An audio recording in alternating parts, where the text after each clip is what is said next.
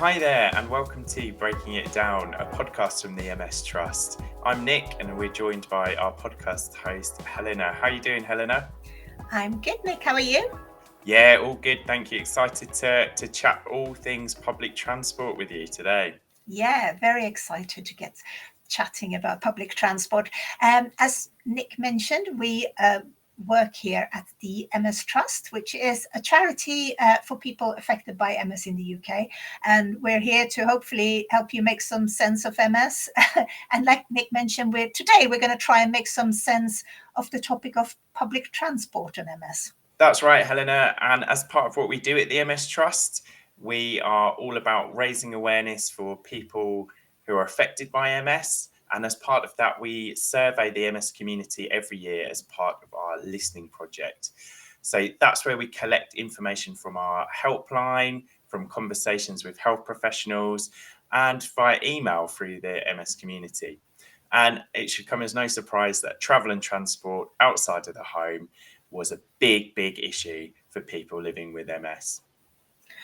So we definitely thought that this is the time to do some podcasts around this subject. And we've already covered a bit of driving in MS. We did a podcast about mobility, and we've done one about driving assessment. But now we thought it's time to tackle the big one, which is public transport. So we are very excited because we got 4 guests, and we decided to do this podcast as a panel discussion because we thought that would be an interesting approach to it. So we have 4 guests. Richard and Antoinette, who both live with MS, Meg, who works at the disabled-led group Transport for All, and Flora, who is from our own MS Trust helpline. And we're all going to be getting into a lot of discussion about getting out and about on public transport when you have MS. So I think, without any further ado, let's just go. Hi there, and welcome back to the show. So today we are joined by 4 guests alongside myself and Helena as well. So we're very lucky. Today with us we have Antoinette and Richard, who both live with MS, and we also have Meg from the charity Transport for All. And also from our very own helpline team, we have Flora. So just before we get going and start asking you about your experiences, I wonder if we could just hear from yourselves, and if you could give us a little bit of an introduction. So if we could start with yourself, Meg, that would be great. Yes, so I'm Meg. I'm the Policy and Public Affairs Officer at Transport for All. And Transport for All is a disabled-led pan-impairment organisation that works on breaking down barriers to transport. Fantastic stuff. Thank you. And Richard? Hi, I am an MS Trust Ambassador, along with having MS myself, and I work for The Guardian as a video journalist. Fantastic. Thank you. And over to you, Antoinette. Hello, I'm Antoinette. I've had MS for 16 years. It's now gone into secondary progressive, and I have to use either a wheelchair or a mobility scooter when I leave the house. And I do some articles for the MS Trust website. That's about right. Using transport and being outside the house. That's excellent. And over to yourself, Flora. Yeah, so I work on the helpline most of the week, but I also assist on research and engagement projects that we do here. We do a listening project.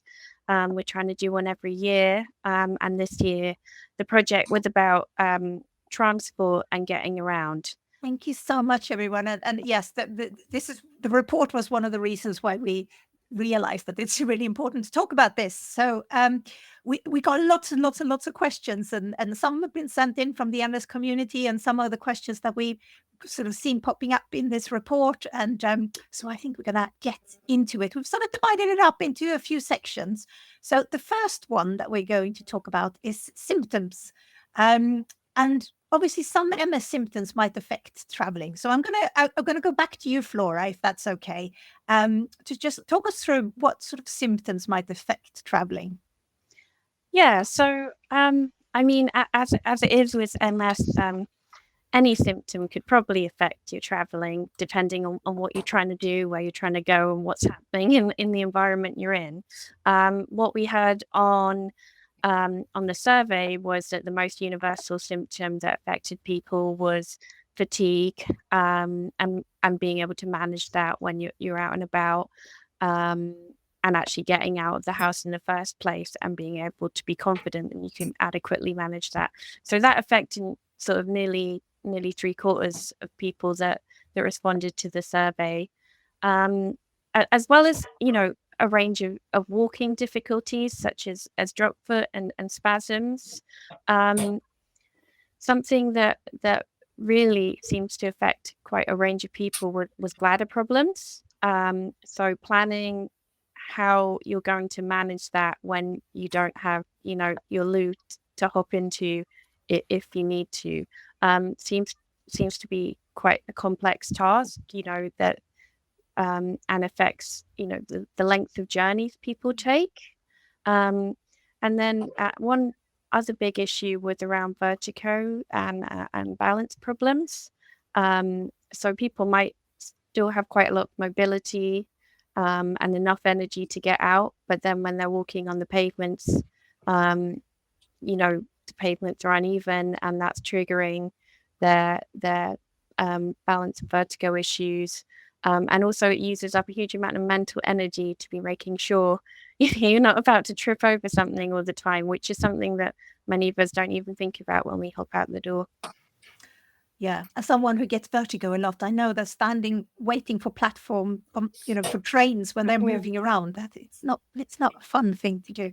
I'm going to jump over to Richard and Antoinette. What sort of main symptoms do you find affect your traveling? Should I go Richard first? Well, yeah, I mean, all of the above to some degree, I think.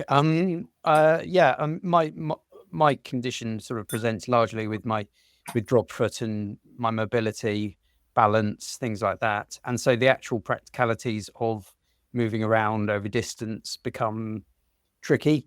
I use a walking stick majority of the time. I often use a mobility scooter for longer journeys. And then you kind of, once you're using a mobility scooter, I think when you're using public transport, that it brings up a whole other world of potential difficulties and certainly hurdles to get over. But also, fatigue. I mean, for me, later in the day, I'm much worse than I'm early in the day, and so I'm not the same person who gets on the train in as the train out. And the bladder stuff, I have experience of. It's certainly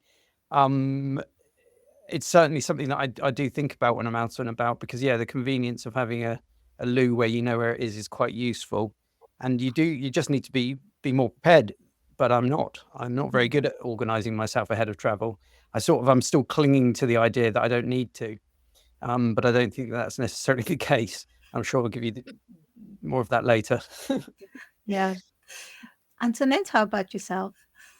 Fatigue has always been my biggest symptom, and it can ruin lots of journeys, even to the point you don't even want to do anything, and so you stay in and miss things.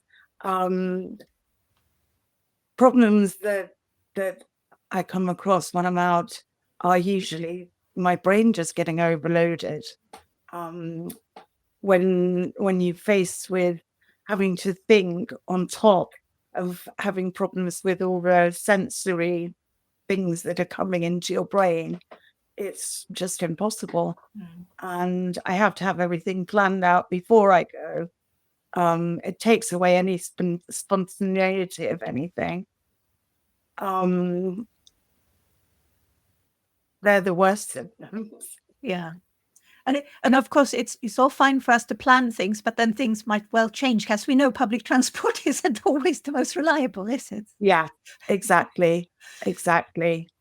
Yeah. And anything that throws a spanner in the works, just you can feel like you can crumble. So yeah, that brings on anxiety and a lot of other things that sort of underlie all the symptoms. Yeah. So we already mentioned fatigue as the main thing here.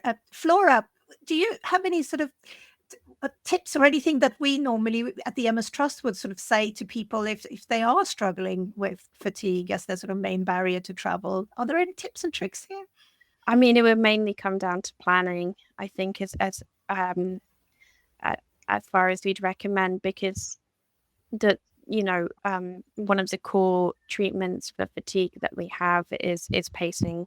And if you don't know what's coming, then you won't be able to pace your energy levels effectively. Obviously, it's a very nice idea being able to plan everything, and then you get there and it's exactly as you expect, and that's never the case. So it's almost like you have to build in you have to kind of reduce what you would do to make sure you have that extra energy for when things do go wrong. So it's pretty complicated, just as fatigue management, can be complex. Having sort of ideas of building in kind of rests on the journey, depending on how you're traveling, like actually thinking, well, if I'm going to be doing this for 30 minutes, how can I make sure there's somewhere for me to just kind of sit down and kind of disconnect from things, having to navigate everything and kind of regain some energy there can be useful depending on how fatigue affects you. I find that helps actually. My strategy is to build in lots of rests along the way. Make sure you stop for a cup of tea whenever you can. So journeys take a lot longer than they normally would, but you get through them. And also things like wearing sunglasses or headphones so that you're limiting the amount of stimulus that comes into you. You're sort of shutting out some of that light and sort of a bit of the noise, and it sort of helps you be a bit more centered and your brain's not getting so worn out. That's really good advice, actually. Yeah, I think that's it. I used to work in London, and you would go in and you would get used to it. But then since moving out to Hertfordshire, and when I go into London now, I think, oh, how could I actually ever done this there sort of every day, because it's just so overwhelming. How about yourself, Richard? Have you got any tips and tricks in your arsenal when it comes to fatigue? I mean, I feel like I'm a really bad case study because I don't do what I should do all of the time. Certainly taking a break is good, although I try and sort of reduce fluid intake as much as possible. Because that is true. That way, espressos rather than long coffees and that sort of thing. But also, I mean, I like doing routes that I know, and when you're doing sort of fairly regular routes, you kind of know what to expect, and you know where the help is, and you know which stations, for instance, have a good help and which ones don't. I mean, I can't pass through St Pancras without being stopped 3 times asking if I need help, and although the lifts are often broken, that's another matter. But yeah, and the train staff that I pass through Paddington quite a lot, and the train staff in the assisted travel section there are brilliant. They're really helpful, and I've never had a problem with them. The problems often come when something unusual happens, and that could be anything from a broken lift to overcrowding, a train cancelled. Even as soon as trains are busy, people's whole mentality shifts. And I've found a number of times that people are very kind of sort of happy to give up their seat, for instance, on a quiet train where there's lots of seats available, or where there's no seats available perhaps, but it's not busy. But the minute it gets packed, it's every man for himself, one woman, and it's a totally different ball game. I don't have any particular advice there, other than to somehow read the future and avoid anything that's going to their role. I mean, it certainly came up on the questionnaire a lot about people. When we asked what journeys people like to do, it was typically journeys that they're very familiar with. And they would have sort of like points on the journey where they knew they could stop and where they knew they could get help. So that very much echoes what a lot of people have said on the survey. Meg, have you got any tips on how to deal with fatigue, travel fatigue? I'd say if you can request assistance in advance, so maybe book passenger assist, because they can help with wayfinding in stations, getting you to a seat, or even just carrying your bags and stuff. So I'd say that. I mean, for me personally, if I know the time I'm going to come back to a station, I can set an alarm on my phone or something to remind me to get off the train, which can sometimes be a problem for me. But also just maybe some like live real-time tracking apps. So it's sometimes useful to track the journey and then know how much longer you've got. But I would say mainly just planning breaks, get some support from staff. Or maybe if you've got a rail card or something, you can have a companion ticket, take someone with you if it's a possibility. But I know it's not always. That actually brings on to the next symptom, and which we've already mentioned a little bit about cognition issues. Somebody on the survey said, I often get confused and have memory issues, and it makes me really anxious to go out alone. Are there any sort of good tips or tricks apart from what you just mentioned there for people who struggle with cognition issues when they travel? I would just say, again, passenger assist is like really, really useful if the staff is available. But yeah, I think as well, sometimes it shouldn't be restricted to peak times, but if you can travel outside of peak times, it can be a lot less stressful traveling in big crowds. But again, it can't always be picked. One thing I would be concerned about with sort of cognition is trying to get across to people who are assisting you that you're having these cognition issues, because obviously they limit the amount of the ability that you have to express yourself, I suppose. And I don't know how well versed kind of staff tend to be in the sheer variety of different disabilities, disability needs. I mean, I suppose that the obvious ones are quite clear and quite, you would think, quite easy for people to deal with. But a lot of these hidden disabilities and more sort of nuanced ones perhaps must be very difficult. I think it can help to have information with you, like information about like a really short summary of how you're affected by your condition when you're affected by it, and also just have all the details of your route and the plan written down. So if you can't really say anything, you can show them that at least. It's really easier being in a wheelchair traveling than it was over all the years when I was walking with a stick. They look at you in your wheelchair and they couldn't be more helpful. Any of the staff or members of the public, people are always saying, "Oh, do you need a hand? Or can I help you with anything?" Or they're because they can see that you're someone who's got big needs. Yeah. But it's more difficult when you're just walking with a stick or even just sort of managing to stumble along. And it's almost as if the harder an effort you're making, the less help you're actually getting, which of course isn't how it should be. So I got up one day and I had an interview in London, and I live outside London. So I got my scooter out and it had a puncture, and I've got pneumatic tires, which is nice and comfy, much more comfy than the hard ones. But I totally understand why you would want a scooter with hard tires that doesn't have this problem.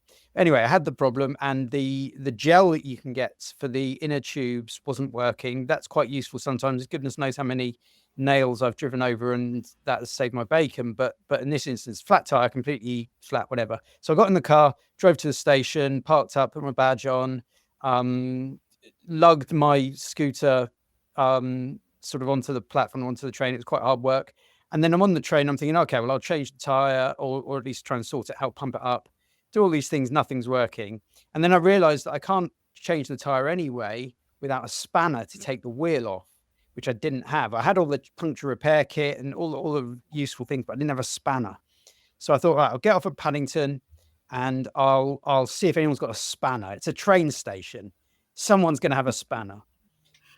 Someone did have a spanner at the train station. I got the wheel off. Everything was fine. Took the in or out, fill around. Couldn't fix the tire. Couldn't get it blown up, fixed, whatever. So I left Paddington. Had to catch a cab to my interview. which wasn't ideal, obviously. But then I did the interview, I left, and with my colleague by this point, he had to run off and grab me an inner tube from a cycling shop, sort of a few roads away, and come back. And then we got another taxi back to the office, and it was there that finally we were able to fix this wheel and do the necessary thing. But now, you see, having that has happened, I now carry a spanner and an inner. So those are two things that I definitely have with me all the time, because this situation was problematic. And Meg, do we know sort of how much training does staff get when they to spot things like this? Well, that can for sure be very problematic. There's discrepancies on how it's delivered, who it's delivered by. So what we always advocate for is training developed and delivered by disabled people that follows the social model of disability, which of course is extra useful for maybe hidden disabilities. But yeah, it can be hard to, first of all, account for who's received that training. I think last year there was a study on bus drivers. A lot of people hadn't received their training, even though they should have by then. So it's not always easy to track who's received it, but it is something that organizations are campaigning for it to be delivered and developed by disabled people, because that is something we've definitely noticed, that non-visible disabilities, they're not getting the help they need. And it's always on them to advocate for themselves rather than just giving help. And you shouldn't have to self-identify as well. Like, you can, if you feel more comfortable having a badge or something, like, please offer me a seat. But some people don't feel safe doing that. So it shouldn't be the onus on the disabled person to have to advocate for themselves. It's good to know that there are sort of things in the works. Then maybe we'll get better at this. Cool.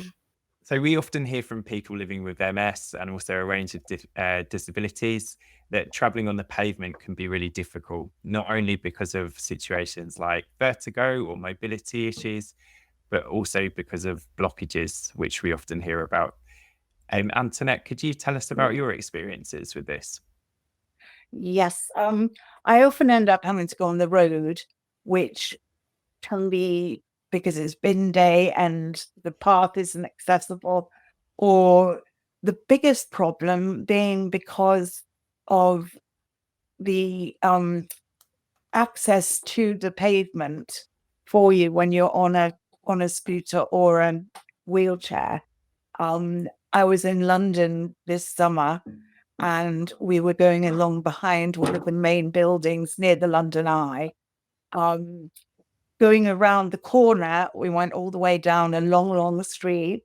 And then at the end, there was no dropped curve. There was just the sort of step down onto the path, which I can't do in a wheelchair.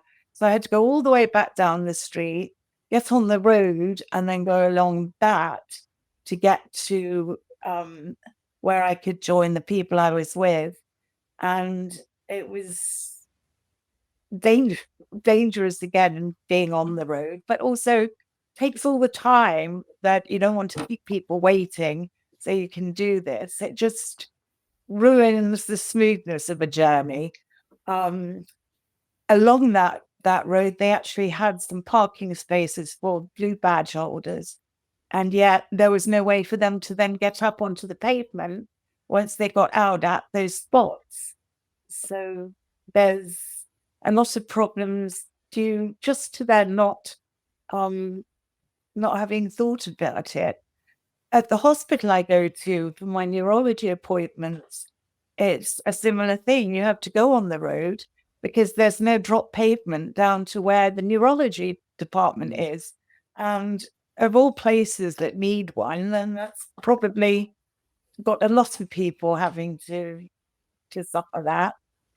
Yeah, absolutely. And who need actually that access there. And I was just thinking back to when we were talking about planning, and actually, you can have all of the best plans in the world, but if someone decides to park their van on the pavement, and then, as you were saying, Antoinette, you have to go all the way back around the route that you went on, potentially just to keep yourself safe and not have to go into the road. But over to you, Richard. Have you had any similar experiences?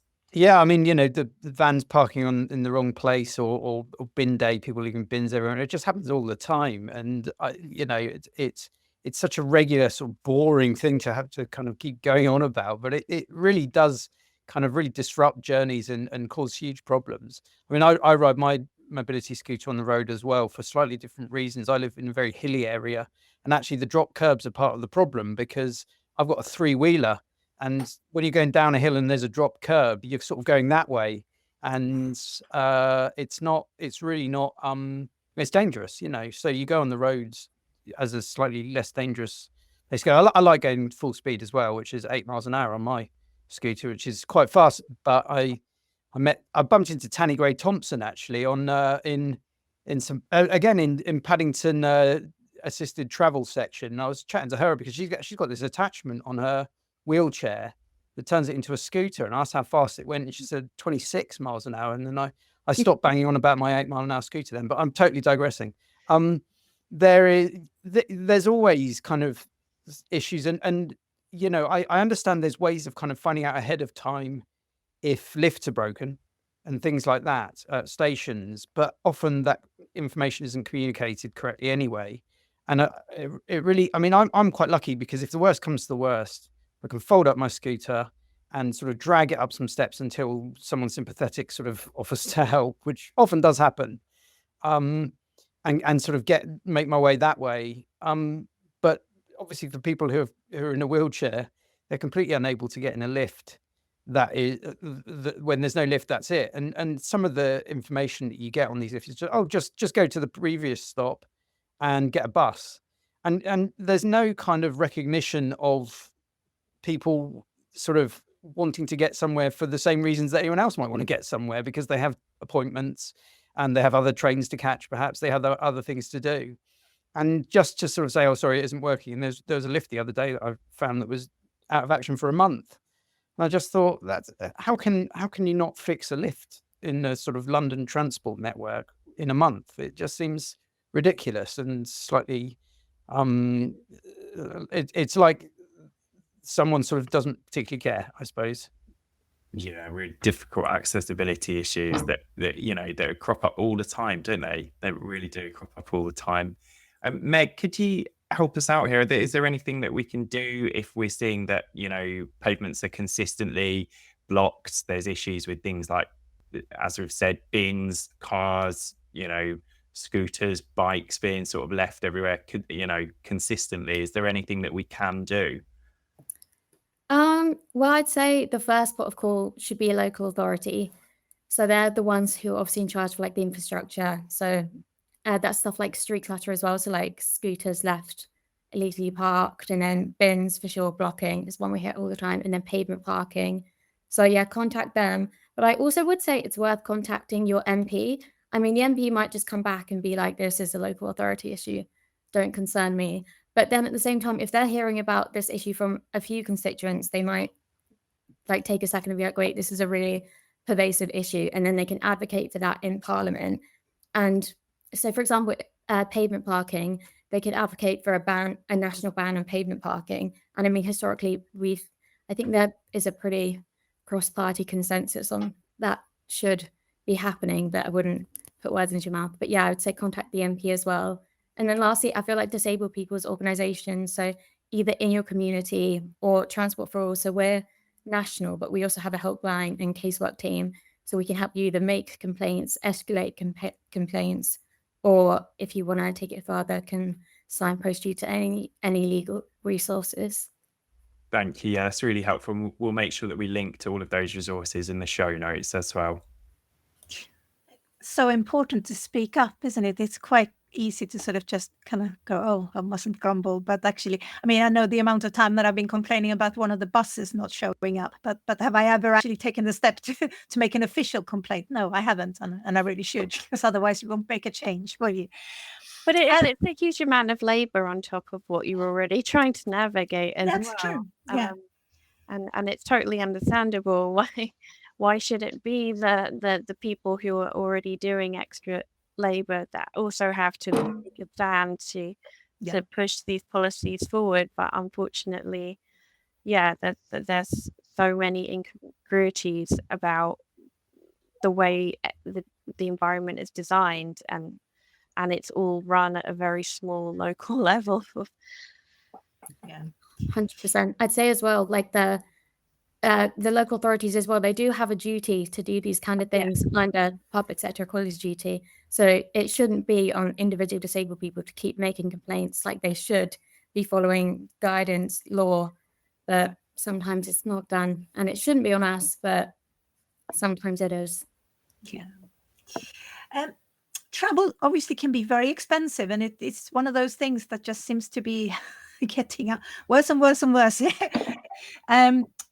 Is there any concessions that people with MS should be aware of? I know this, again, it might be different from place to place, but where do we find out these things? I mean, there are some places I know that have got specific bus cards and travel cards and things, but how do we find out what's out there? Meg, could you help us out here?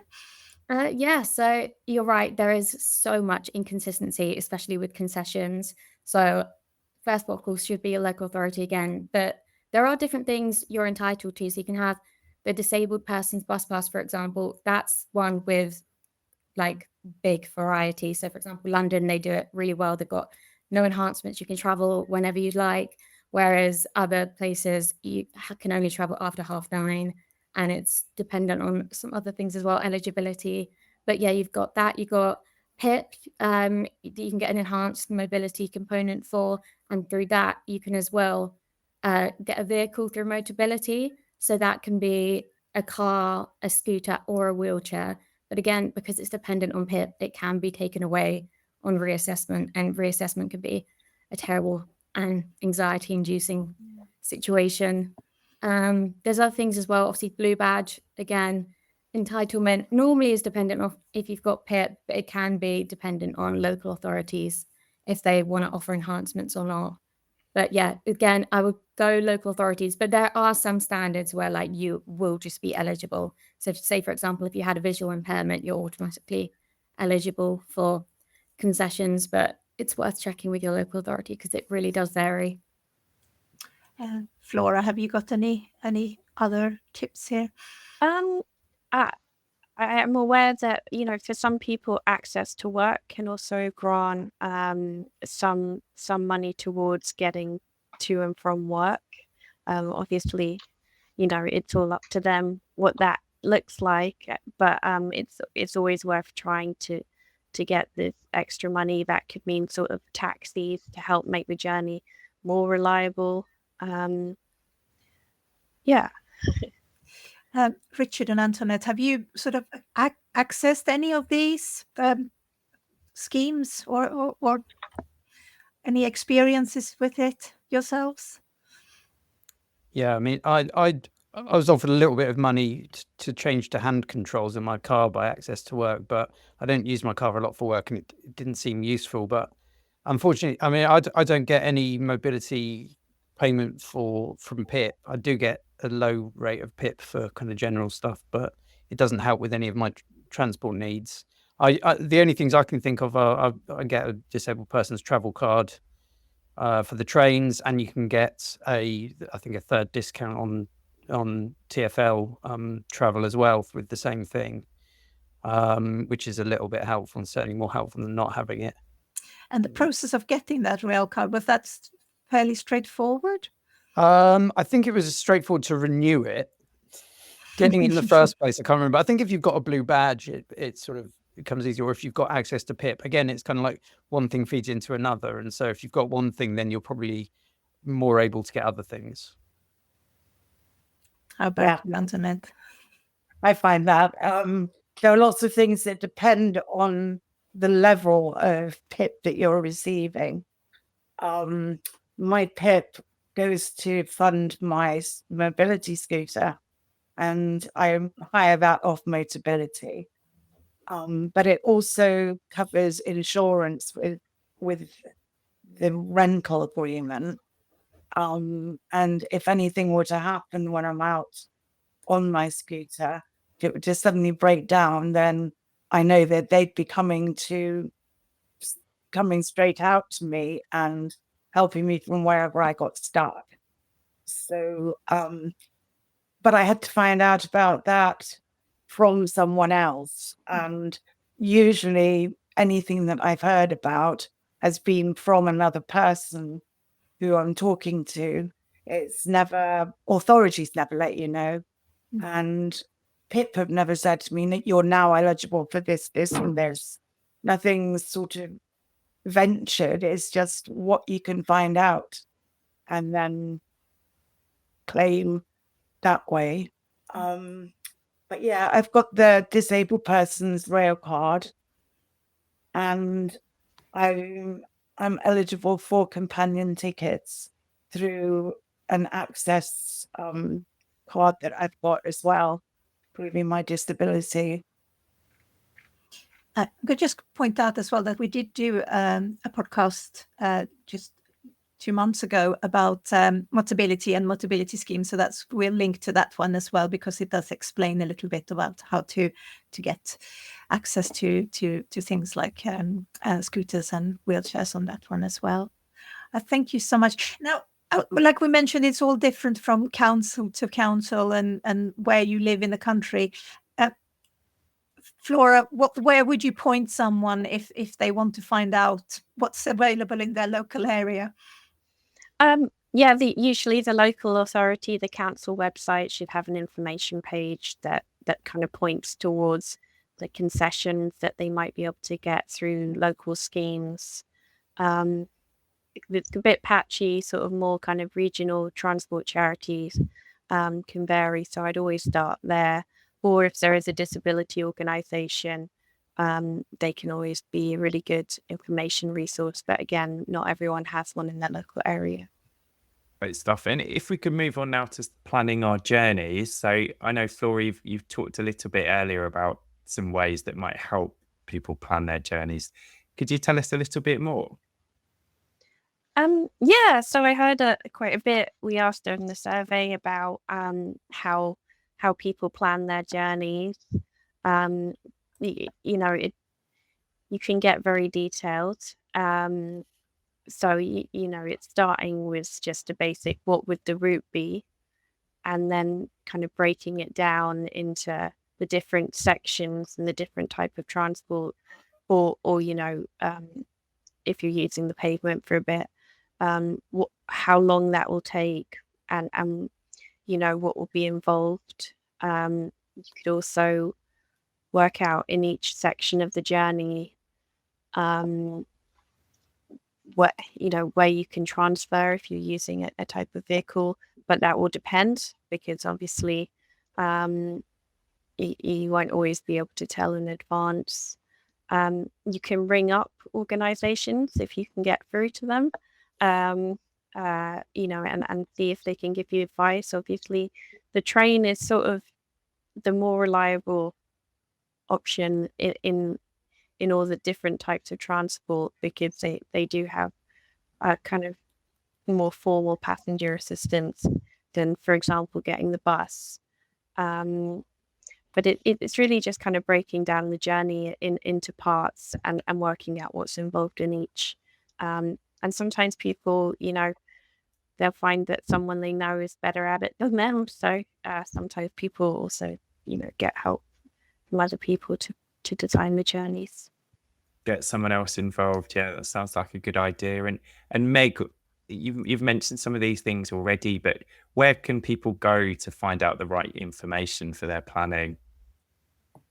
I hate to be problematic, but again, it can be sometimes an issue because obviously there's fragmentation on, just for example, just trains. There's different details on depending who you're traveling with, but it can be good to use journey planning apps. Like, so I use City Mapper, which is really useful because if I'm doing an interchange, so I'm going to Victoria and then I'm getting a tube, it will say how long the distance is I'm walking to that, so I can prepare for tiredness, and then it says what carriage is best to go in. So I'd say finding a good app that kind of accounts for accessibility is really good. But yeah, if you're worried about specific things, it can be useful to call specific train operating companies. But yeah. That's great. Again, we'll make sure that we link to anything that we mention in the show here. And Antoinette, I know you sort of talked earlier about finding places to stop to have a cup of tea or something like that. Do you have any other tips for when you're planning? Yeah, just to make sure that you have a few backup plans. So if something doesn't work for you, or if you find that you are exhausted and it's difficult to go on, you've got something else written down. If it's too tiring to walk to a tube station, is there a bus that goes by and that's going in the same direction? Little things like this to sort of explore different ways of doing things before you go somewhere, and then it takes away any panic if something does go wrong, or if you suddenly find you can't think straight and can't think about what you're doing next. It's always good to have it written down, I think. So I expect younger people would always put it on their mobiles or something. I always have a notebook with me, and I've always written out a couple of different plans of what I can do. So I've got that to fall back on if I'm stuck somewhere. Absolutely. And I guess it's just something else that you can show someone as well, isn't it? If you need Yeah, that support. Yeah. I yeah. know, Richard, you talked about you're going to have an espresso instead of a long coffee earlier. Do you have any other tips around your planning at all? I mean, to echo what's been said, really. I went to Birmingham yesterday for the first time on public transport, and I'd not done the route. It was 2 trains, and I was a bit concerned at the changeover, getting off the train and getting onto the next one, but it was all on the same platform, which is fine. I went with my stick, which is always a bit of a risk. But I find sometimes it's, if I think the amount of walking isn't too bad, it's easier with the stick because you can be a bit more mobile. But if there's any concern over the amount of walking you might need to do at any point in the journey, then I have to go on the scooter. And as we say, that requires that opens up a whole portfolio of different hurdles to jump over. Meg and Flora, could you tell us about if there are any schemes available to help people with MS get to work on public transport? So if we could start with you, Meg. Yeah, so as Flora mentioned earlier, there is access to work, but again, it's not really about public transport. It's kind of if you can't use public transport, so it will be stuff like taxis and vehicle adaptations. And then again, it'll be disabled person's rail card, but that's only a third off, but it has no time restrictions. But then disabled person's bus pass would be free, but then you've got the time restrictions. So kind of only good if you're starting work after 9:30, which a lot of people aren't. But depending on what area you're in, some people can travel at any time. So for example, London, or anyone that's offered the enhancement, you can get that for free to work. But again, there's not that much support for it. Thank you. And Flora, do you have anything to add on that one? I mean, I'd say that is pretty much the options, but I guess the only thing is a very reasonable adjustment at your workplace would be to change the time you start work and end work. Obviously, not everyone's job is that flexible, but a lot of jobs have that leeway where actually starting at 10 a.m. isn't going to hugely change it, and it might make a huge difference for using public transport rather than having to drive or get a taxi. Absolutely. And as we always say, don't we, if that then is going to make you have a much better day, actually then it's helpful for everyone, isn't it? Not just the person living with MS, it's going to help everyone out in that situation. What about in terms of getting to and from medical appointments? Is there any help available? Do you know, Meg? Yeah, there is. Again, limited by eligibility and availability. So I think it's patient transport services, and then you're referred by the GP typically, and yeah, you have to confirm eligibility. And then as well, there are community transport options depending on where you're based. So for example, maybe Dial-A-Ride, or I know Age UK offers volunteers to help you get to hospitals. But again, it really does depend on areas. So it's worth looking up what's available near you. That's great. Thank you. And Antoinette, I know you talked about the difficulties when you go through your neurology appointments. Do you have Yeah. any other difficulties when you go out for medical appointments for travel? Travel, yes, I do.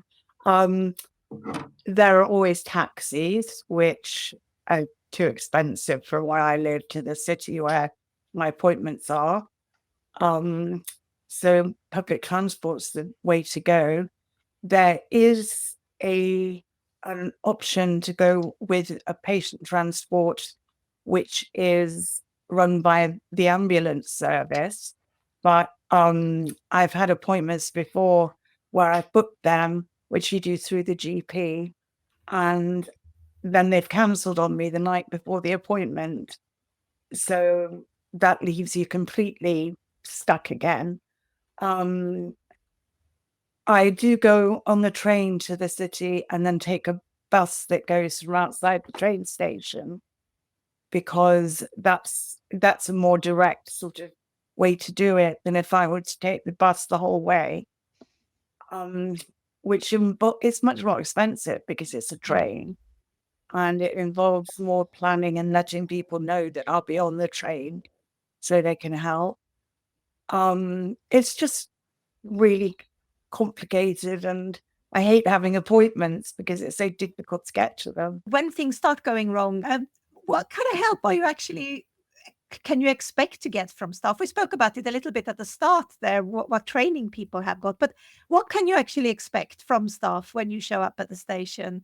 Or it could be buses, trains, or whatever. Because a big barrier to traveling is obviously that there might not just be nobody there to help you. Meg, what can we expect? Yeah, so you're right. A big barrier is often there's no staff actually there to help.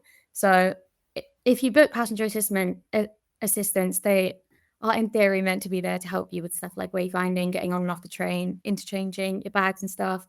But also you do have a right to turn up and go. So if you turn up and go, you seek assistance. If there's no one there, you can do a help point, but it's not always reliable. So I do know that often people prefer to book passenger assist, but say something goes wrong, you're trying to go a journey normally advertised as step 3, for example. If you can't do it, you have rights to be accommodated to still make that journey. So for example, in Transport for London, they've got an accessible travel policy, and if a station that's normally step 3, if you can't access it, say for example if they've not got staff to maintain the lifts, they have to book you an accessible taxi if, for example, a bus or something isn't available. So you have that right. Also you've got obviously a right to compensation if things go wrong. But yeah, I think it's important to know your rights, because often the staff don't know the rights that they're supposed to be delivering. And it, again, is often on the individual disabled person to advocate for themselves. So it shouldn't be on you, but it's useful to know your rights when traveling. I always find Transport for London absolutely excellent. I've used them a few times going on tubes, buses, and the overground train. For example, the last time I was on a tube, it had been organised to go from London Bridge to St Pancras. The people at London Bridge phone through to every place that I'm going to be going through and check that everything is clear and everything is fine. And then they say, okay, we'll take you onto the train for your journey. Someone came onto the train, the stop before St Pancras, and said, oh, the lift is out in such and such a place, so we'll change you onto the train that's going to King's Cross rather than St Pancras. And they sort of switched it all so that I'd be all right. But it was someone on a station I was just passing through. But because they'd all been given the information that I was on my way on this train, they just came and intervened. And little things like that have just saved me so often. I find all the staff really well trained. They're all really helpful. They all know exactly how to use the ramps. Some places they have got the platform level with the actual inside of the tube, for instance. but so I can just go straight across without needing anyone to be there. But they like to be there to make sure that you're all right and in case anything goes wrong. And they follow you the whole way through and take you through to show you all the lifts and the ways down, which again, it takes a lot of planning out of the equation, as we were saying earlier. But yeah, there's no problem whatsoever with them. They've been really well trained and it shows. The same with East Midlands Railway, which is my local rail link down to London. The only big problem with it is that they're talking about cutting back on staff at stations, and mine being a regional station, it's just a small town, would probably be one of those where they'd be wanting to cut back because it's not a city. And that would just leave me unable to travel. If there's no one manning the station, you can then get me onto an Oxford train. Yeah, I find the buses equally seem to be well trained in London, but the buses in my local area are completely different. The drivers are really good and they do everything they can to help, but the actual buses, the plan is for you to get on in your wheelchair, go down the aisle and back into the wheelchair space. There's no room in the aisle for a wheelchair to negotiate. So you can't do that easy maneuvering thing that you could do if there were no people around and you had a clear space. Plus there's added pressure because you're holding up everyone on the bus while you're trying to get into that space. And there are certain things that need to be looked at much more carefully. But staff themselves are always really helpful and will go beyond what they need to. They're always there to, yeah. That's really nice to hear, actually, because I guess when we were putting together this report, Flora, there's been certainly a lot of different views and opinions, and there was one thing that sort of stayed with me: a lot of frustration with buses, because obviously there's often just one space, and if there already is, there could be a wheelchair, but it could also be a buggy or something else on there. And there was one person who took part in the survey was saying they had MS, but they lived with their mum and dad, and their father also had MS. And when they both went out traveling together, there was no way that they could get on a bus because they both were in wheelchairs. And it's things like that that's just very frustrating. Yeah, it's like a lot of sort of adaptations that they're not fully thought out. Often we find that they're more of just covering what is required rather than actually thinking, how's the person going to get around this, and again, being more informed and working with disabled stakeholders around these issues could help us to develop much better sort of equipment and vehicles for transport. But at the moment, it's still very much that disabled people are not, the person that they picture getting on the bus. They're the person that might also get on the bus if they can. Yeah. And that's an ongoing issue.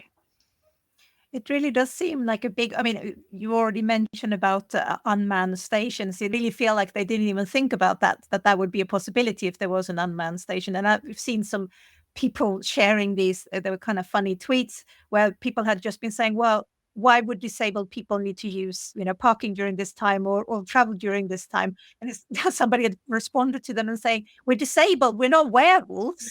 It's true. Why, Meg, if issues like this occur, like the fact that there's lots of these stations that are now potentially being unmanned, where should we turn to actually complain about that? Is it again right to your MP or? Well, I wrote to my MP and he wasn't that helpful. He just went on about what the policy is and how they've done this and that since he took office. And nothing at all to actually answer what will happen when they take away the staff at stations. So that was a bit of a non-starter. Yeah. I don't know if anyone remembers, but last year there was the ticket office closure scandal, and that was terrible. It ended up being the most responded to consultation ever, though, because obviously we all let ourselves be known, and it did stop it. So in theory, they shouldn't really be stealth closing. But yeah, I would say obviously go to organizations like Transport for All because we can advocate for it, go to your MP. But yeah, just make your voice heard that this station is important, because we're hearing that so much. Like, we do have the right to turn up and go. It's in their operating license that they have to provide turn up and go service. But if we turn up and there's no one helping us to go, and there's also no one recording the failure of that, there's no data to show that they're failing. And they're failing in not only the equality duty, but their licensing conditions. So they could have their licensing conditions taken away, but the data is not being collected. So that's also a massive problem. So it's useful if you can record being like, I turned up and I couldn't go. There was no one to help me. The help point, for example, we hear that it isn't accessible. Sometimes you just have to call a phone number, but some people, they won't even have access to a phone. I think 23% of disabled people are off the internet completely. Like, it's a really hard one as well, because we have a right to turn up and go, but if the data is not being recorded, or for example, if we know that a station normally is completely unstaffed and we just don't go to it, the data is like, oh, we don't have to make that accessible. We don't have to put staff there because people don't even come. And it's like, but we're not going because you're not staffing it. Like, we won't get good help there. A question for the group. So what's one thing that you find makes a difference with traveling on public transport? I mean,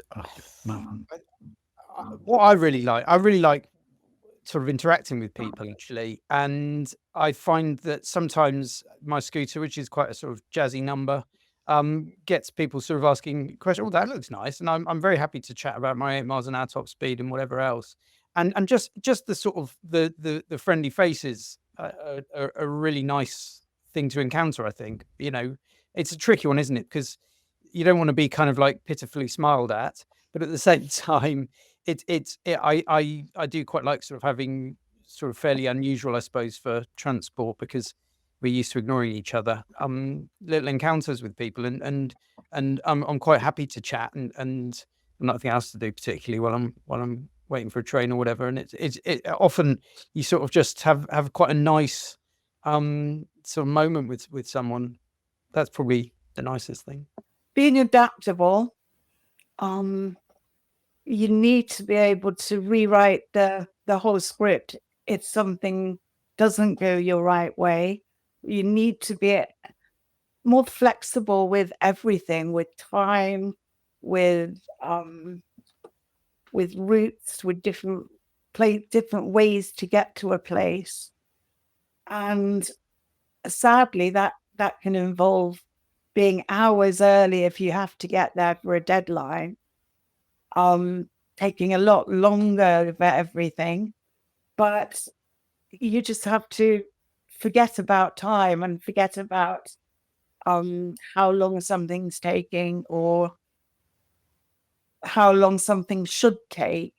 And instead of saying, well, this journey should only take me an hour, so why is it taking longer? You need to say, oh, this is a nice, amble along or something like that, rather than getting sort of too uptight, because it doesn't help you at all if you're going to get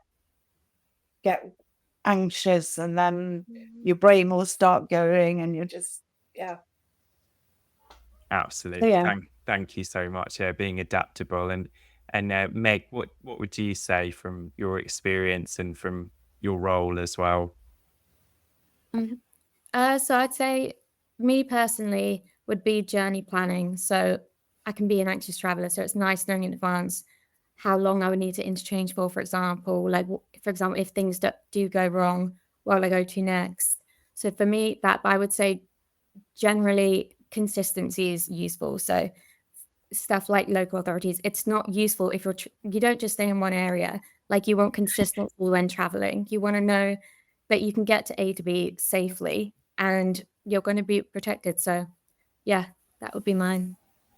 Thank you so much. And then Flora, from you as well, from what we found out from the report, is there anything that came out that would be a really strong point to remember when you're traveling on public transport?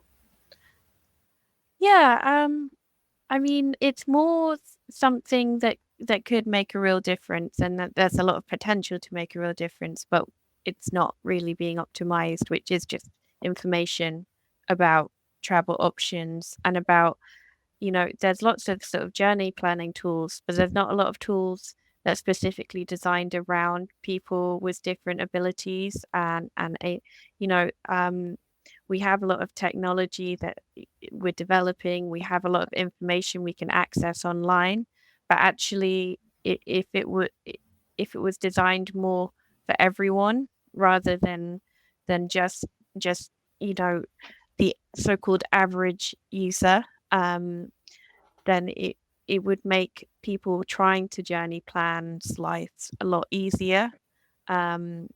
So I think that would be something I'd really like to see more interest in from, councils and national organizations about how can we, take some of the labor that journey planning involves away from that person and make it all our responsibility to have that information and to have tools to navigate that.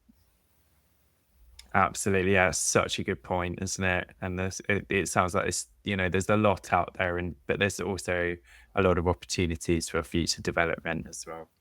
Well, thank you so much for taking part in our panel podcast today. It was great speaking with you all.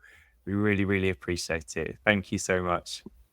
Thank you. Thank you. Safe Thank travels. you. Thank you. Bye. Hey there. Now, we don't have a sponsor for our podcast, and we also don't have any NHS or government funding for any of our activities at the MS Trust. That means we rely solely on the generosity and kindness of our donors. Your donations have a huge impact. They allow us to do the vital work that we do at the MS Trust. This includes funding, training and placing specialist MS health professionals in the areas of the greatest need in the UK. Your donations also help us to produce vital information resources that you might have seen in clinic through our booklets, online or on YouTube. Your donations also help us to fund our free, confidential helpline that's there for anyone impacted by MS.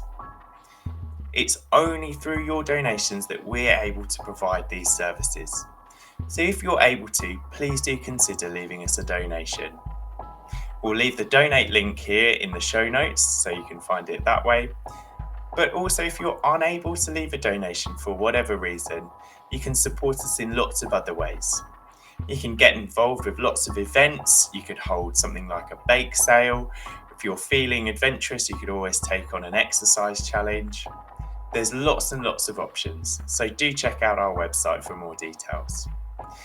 Now, if you're unable to support us in either of these ways, please do consider supporting the podcast by leaving us our review.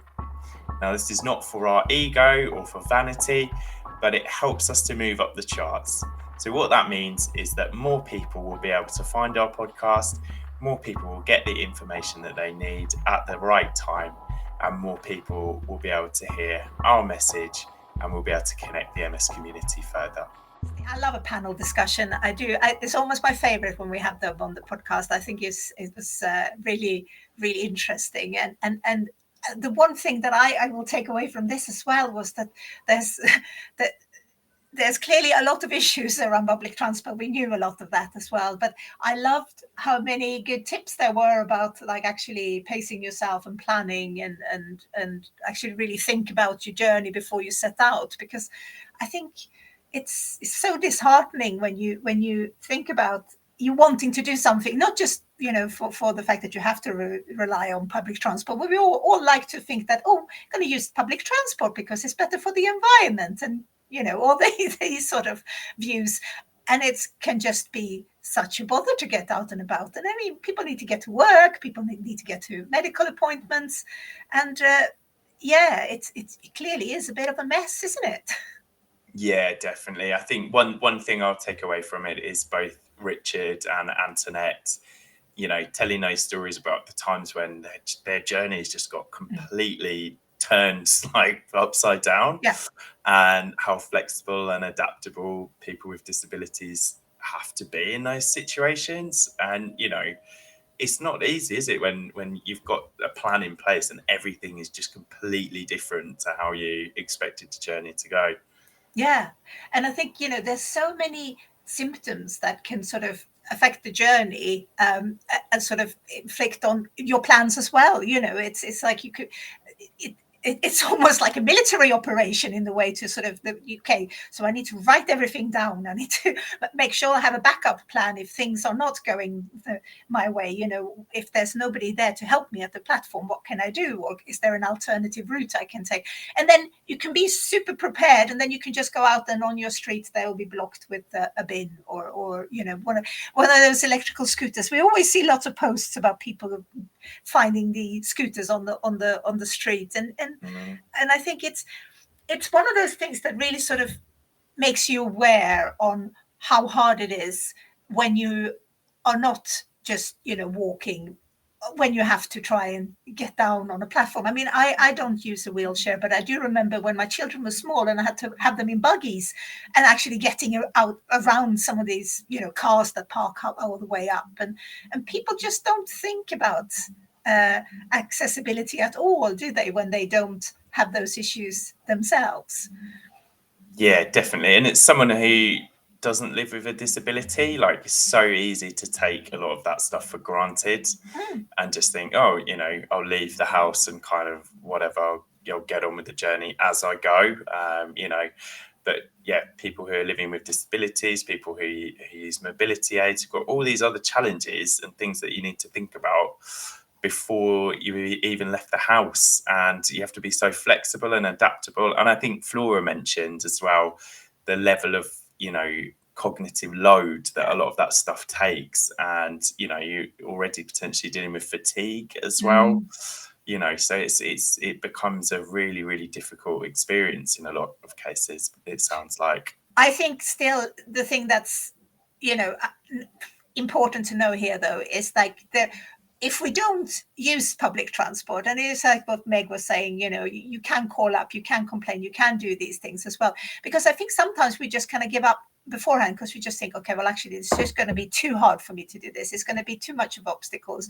But when we kind of give up before we've even tried, I guess then that will be the status quo for public transport, and they'll just think, well, okay, disabled people are not going to use us. But so I think it's very much that if we're not seen, we're not heard approach. So even though it can be a bother to try and complain and like actually log these issues, I think for the long run it really is important that we do, because when travel goes well, it's so enjoyable, isn't it? Because having a day out, or going to see your friends and family, or going somewhere to see a show or what have you, just doing those sort of things actually really makes life nicer. So I think it's really important to sort of try to not give up on public transport, and actually do use organizations like Transport for All, and give them a call and find out what is the best route to get somewhere. Or I think it's important to it's easy to give up when you hear all the issues, but actually there should be some solutions as well.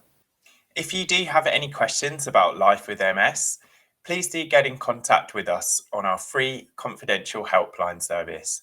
We're available from Monday to Friday, apart from UK bank holidays, and that's between the hours of 10 a.m. to 4 p.m.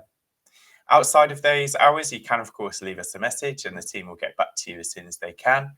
The number is 0800 032 3839. Now, if you'd rather get in contact with us via email, you can get us on ask@mstrust.org.uk, and we'll make sure that we link to that in the show notes as well. and you can also come and get social with us. We are on Facebook. We both have a page and a group where we often talk about things that can be issues like public transport and other all things MS. So you can click to join that. We are on YouTube. You can find this podcast on YouTube. We're also on X, TikTok, and Instagram. This podcast, if you are somebody who prefers to just listen rather than watch, you can find us on most places where you would find your podcasts, such as Apple Podcasts, Spotify, and YouTube Music. As Nick mentioned before, if you can help us reach more people by giving a review, maybe answer some of these questions, what you thought of the episode, and recommend it to your friends, we would really, really appreciate it. And now I think that's all we have time for today. It's lovely to talk to you as always, Nick. You too, Helena. Take care. Bye. Bye.